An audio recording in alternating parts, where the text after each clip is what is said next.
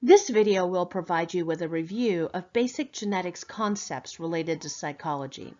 First, I'll review the theory of evolution by natural selection and its relevance to helping us understand how behavioral and physical traits that promote survival or reproduction are maintained within the gene pool.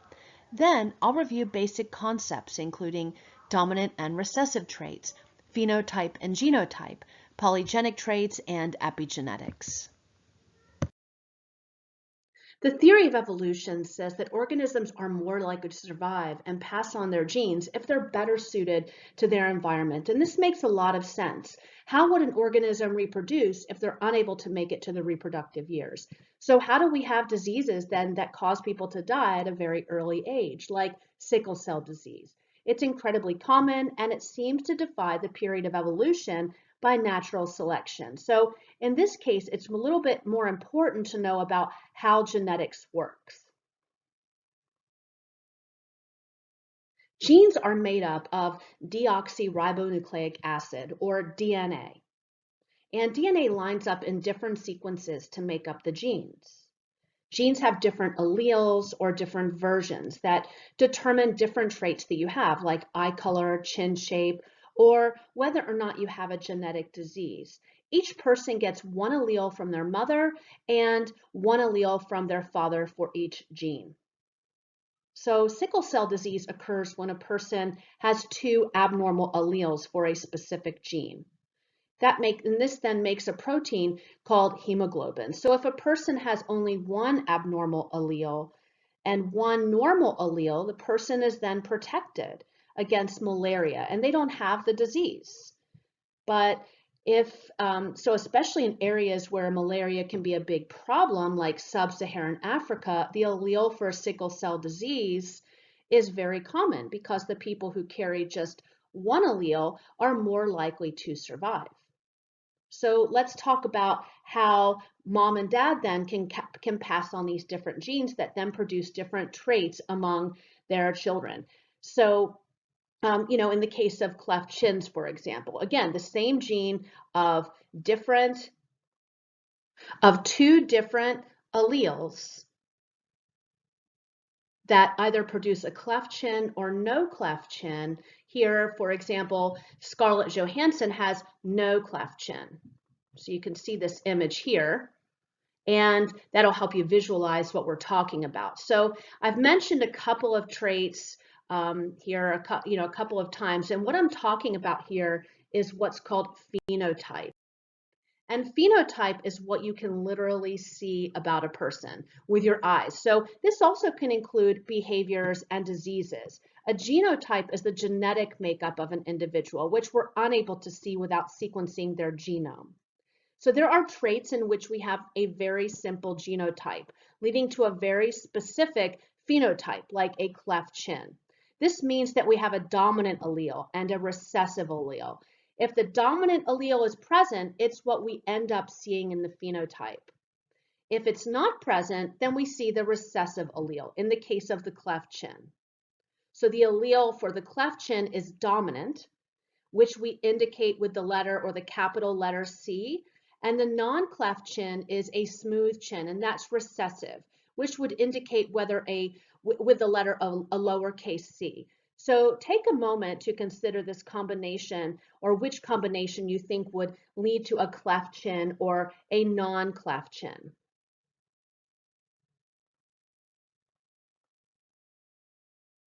So let's take a look at the combinations that would lead to a cleft chin.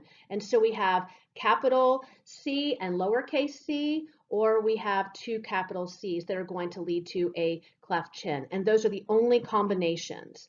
And so if we have two lowercase c's, that's going to lead to no cleft chin. So this Punnett Square allows us to figure out the likelihood of having offspring with a particular phenotype. In this example of the cleft chin, we have a mom with no cleft chin, and we have a dad with a cleft chin. The genotype, or no cleft chin, is definitely going to be two lowercase c's, but we need to be given the genotype for the dad. And so here it is. So you can look here on your Punnett Square, and we have a capital C and a lowercase c for the cleft chin. So let's fill out this Punnett Square by combining each of these particular possibilities. First, we have a capital C and a lowercase c. So here we have a capital C and we have a lowercase c. So we have the dominant allele and the recessive allele. And then we have another capital C because mom has the, because dad has the capital C. And then we have mom's lowercase c. And then we have the lowercase c here and the lowercase c here. And so what do you think goes here in this lower right-hand corner? Well, we're going to take the lowercase c and we're going to take another lowercase c. So here in the top two blocks, we have a child who has the cleft chin. They have one dominant allele and one recessive allele, which we know then is going to result in the phenotype of a cleft chin. And then in the bottom squares, we have two offspring possibilities that are going to have no cleft chin because we have two recessive alleles. So the question then becomes, what are the odds or what's the likelihood of this couple having a child with a cleft chin? So take a moment, perhaps pause the video and ask yourself that question. And if you look at this Punnett square, what you see is that 2 out of the 4 possibilities, in those 2 out of 4 possibilities, we have the potential for offspring for the child to have a cleft chin. And we have 2 out of the 4 possibilities for the child to not have a cleft chin. The next question we might ask, which is almost the same question, is what is the likelihood that their first child will have a cleft chin? Well, the likelihood is that there's a 2 out of 4 possibility, which in essence is 50%. Now, what about their second child? Do the odds change? No, of course not, because what happens with the first child has nothing to do with what happens to the second child. The odds, basically, we could think of it as resetting.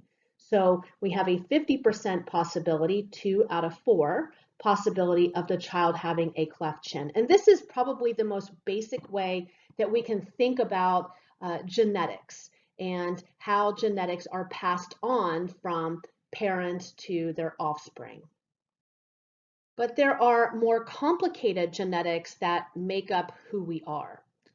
And this is what's called a polygenic trait, where there are multiple genes controlling a single trait. Skin color is an example of this. Here we are seeing 3 genes that control skin color, each of which has 2 possible alleles, a dominant and a recessive.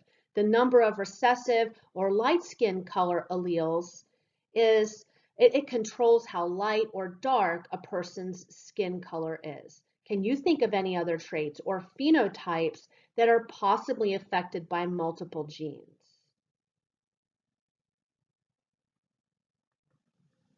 Some examples of polygenic traits can include height, and it's thought that there are over 400 genes that are related to height, and that all of these genes interact to make up a person's phenotype. Remember that term phenotype.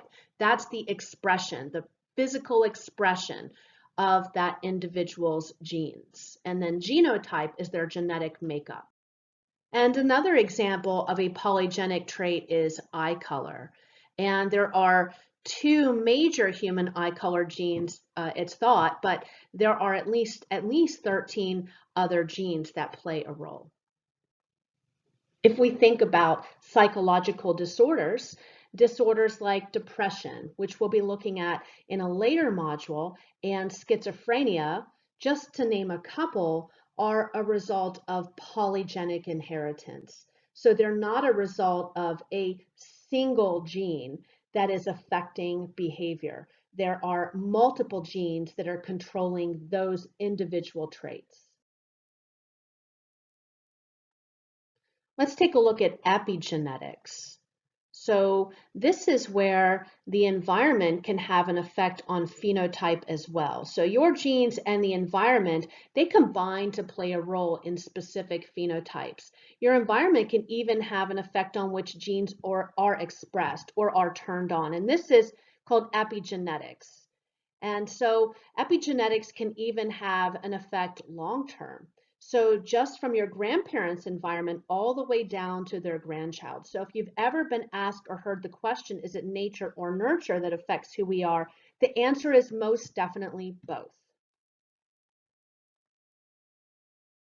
So at the end of the day, genes affect who we are.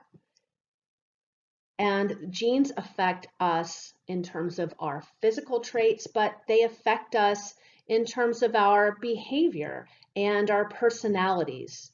So genes affect the risk for different psychological disorders. They affect sexual orientation and basic personality traits. And genetics is an important consideration for understanding of psychology for all of these reasons. A great example of the effects of genetics and the environment on psychological disorders is schizophrenia. In one study, adoptees were studied on their outcome for schizophrenia. And adoptees either had a biological mother who had schizophrenia or did not. And they were also either raised in a disturbed or non-disturbed family environment. So you had 4 different gene environment interactions for these adoptees. And the adoptees that had a non-disturbed family environment with a biological mother who had schizophrenia, they, as you can see here, when we compare those to adoptees that had a biological mother who did not have schizophrenia, you can see here that they all had a chance of around 4.8 to 5.8%. But if we look at a mother who had schizophrenia and the child is in a disturbed family environment, then we see the risk at 36.8%.